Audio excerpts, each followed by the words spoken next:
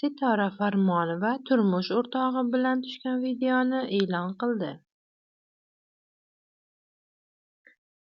Aktrisa Sitora Farmonova ayni vaqtda chet elda umr yo'ldoshi bilan birga dam oldi. U oilaviy videolarini e'lon qildi. San'atkor bir qancha vaqt O'zbekistondan tashqarida istiqomat qildi. U avvalroq turmush o'rtog'i bilan Dubayda yashashini aytgan edi. Juftlik fevral oyi o'rtalarida issiq o'lkalardan birida dam olgan. Farmonova bu jarayondan bir qancha videolar joylab borgan edi.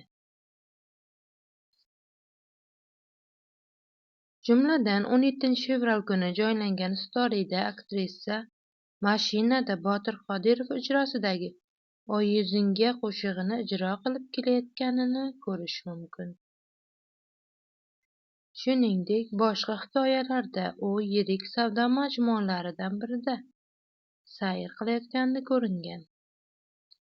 Bundan tashqari mehmonxonadan ham video joylangan. Sitora Farmonovaning muxlislari layk bosishni unutmang.